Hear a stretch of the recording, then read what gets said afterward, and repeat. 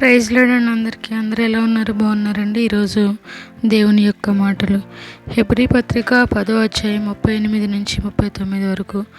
నా ఎదుట నీతిమంతుడైన వాడు విశ్వాస మూలముగా జీవించును గాని అతడు వెనుక తీసిన ఎడల అతని యందు నా ఆత్మకు సంతోషముండదు. అయితే మనము నశించుటకు వెనుక తీయువారము కాము. విశ్వాసం అనే పదం మనం సామాన్యముగా మన శరీరంలో అనారోగ్యం తొలగించుకోవడం లేక ఐహిక అవసరతల కోసం వాడుతుంటాము.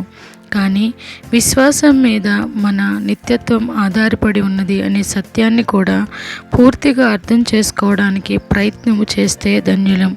లేకపోతే కేవలం ఐహికమైనవే మన హృదయాలలో ఉంచుకుంటే మనల్ని మనమే మోసపుచ్చుకుంటున్నాము. యేసు ప్రభు మన పాపాల కోసం సిలువలో మరణించి మనలను జీవింపచేశారు. మనం మన పాపానికి అహానికి చస్తేనే గాని యేసు మన జీవితాల్లో జీవించలేరు.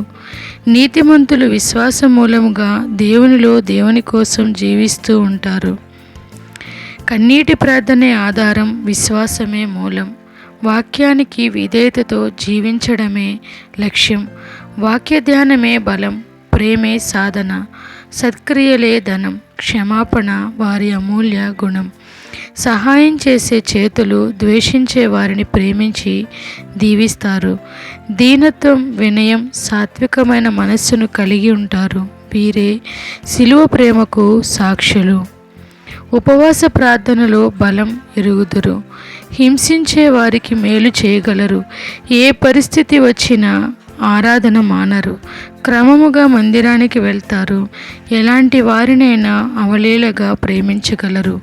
ఎంత హాని చేసిన వారినైనా క్షమించగలరు. మనం క్షమించకపోతే దేవుడు మనల్ని క్షమించరని ఎరుగుదురు. ఎక్కడైనా ఎవరికైనా సువార్త చెప్పడమే వారి ధ్యేయం. క్రమము పాటిస్తారు. తమను తాము హెచ్చించుకోరు. జాలి, దయ, కనికరము కలిగి ఉంటారు.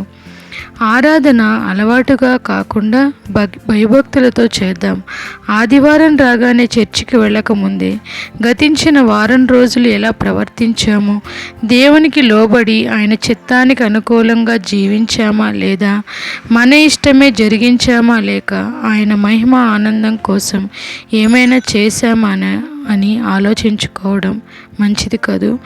అసలు మన ఆరాధన దేవునికి అంగీకారమేనా అని ఆలోచించుకోమని సలహా. రోమా 8వ అధ్యాయం 5-8లో శరీరానుసారులు ఆత్మానుసారుడైన దేవుని సేవించలేరు. చాలామంది క్రైస్తవులు శరీరానుసారమైన విషయాలకే ప్రాముఖ్యతనిస్తారు. శరీరానుసారమైన మనస్సు మరణము. అది దేవునికి విరోధము. అది దేవుని ధర్మశాస్త్రమునకు ఏమాత్రమునో లోబడనేరదు. కాబట్టి శరీరానుసారులు ఆత్మానుసారుడైన దేవుని సేవించలేరు, సంతోషపెట్టలేరు. మనము ఏ మనసు కలిగి ఉన్నామో పరీక్షించుకుందాం. ప్రార్థన. నిజ విశ్వాసులు ప్రార్థన మానలేరు. పరిశుద్ధతను వదులుకోరు. దేవుని వాక్యం నిర్లక్ష్యం చేయరు. దేవునికి బాధ కలిగించరు. ఎటువంటి బాధ కలిగించిన వారినైనా ద్వేషించలేరు. ఎవరినైనా తేలికగా క్షమిస్తారు. ధనం విషయంలో జాగ్రత్తగా ఉంటారు. లోకాన్ని, లోకాశలను ప్రేమించరు. అన్నిటికన్నా ఎక్కువగా దేవునికి ప్రాధాన్యతనిస్తారు. దేవునికి మహిమ తెచ్చే జీవితం జీవిస్తారు. శ్రమలలో కృంగిపోకుండా వాటిని ధైర్యంగా విశ్వాసం, ప్రార్థనతో జయిస్తారు. ఎల్లప్పుడూ దీన మనసు కలిగి ఉంటారు. పాపమును సహించరు. పాపం విషయంలో రాజీ పడరు. దేవుని కోసం ఎంత త్యాగమైనా చేస్తారు. ఎవరిని చులకన చేసి మాట్లాడరు. ప్రేమ, వినయ, విధేయతలతో జీవితం కొనసాగించడానికి ప్రయత్నం చేస్తూ ఉంటారు. దేవుని వాక్య ప్రకారం జీవించుటకు అవసరమైన విశ్వాసమును సాధన చేసుకోవడమే భక్తి అనేది చూపిస్తారు. ఇటువంటి వారు అనేకులకు సాక్ష్యార్థమవుతారు. యేసును సిలువ వేసింది ఎవరు అనేది ప్రశ్న కాదు కానీ నా పాప పరిహారము నిమిత్తము తండ్రి అయిన దేవుడు తన కుమారునికి సిలువ మరణానికి అప్పగించారు అనేదే నగ్న సత్యం. ఇది మనం అంగీకరించకపోతే ఈ మంచి శుక్రవారం మరొక అర్థం లేని ఆచారం అవుతుంది.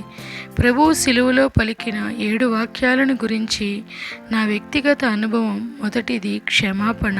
క్షమించకపోతే దేవునికి చెందిన వారము కాము, మనకు దేవుని ప్రేమ తెలియదు. రెండవది పొరుగువాని పట్ల మన బాధ్యత.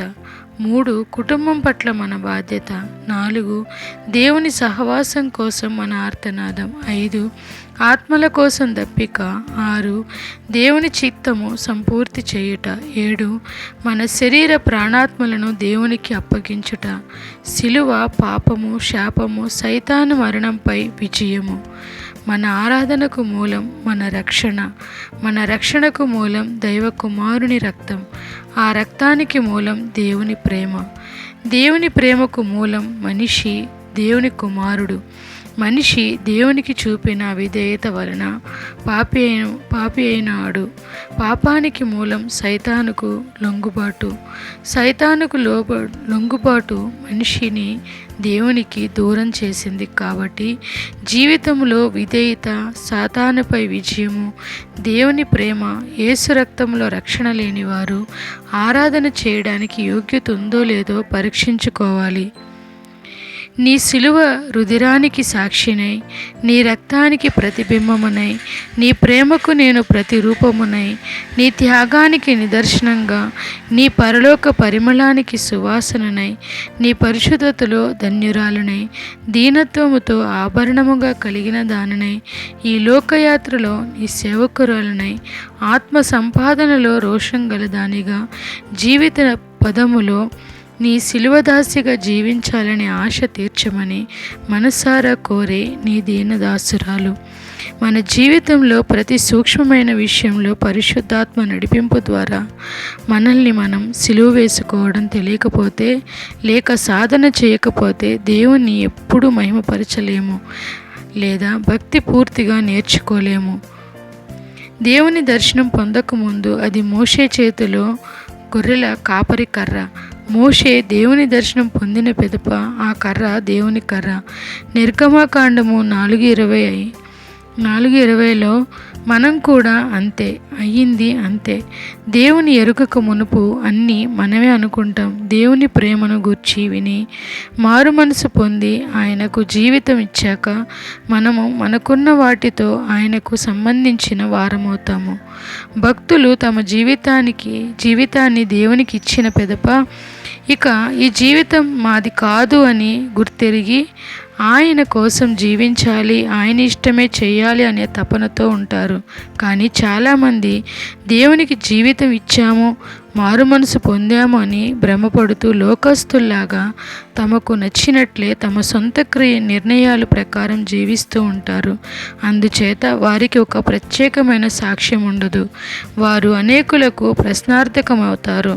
కాబట్టి మనం ఎలా జీవిస్తున్నామో ఎప్పటికప్పుడు మన పరిస్థితిలో పరీక్షించుకుంటూనే ఉండాలి.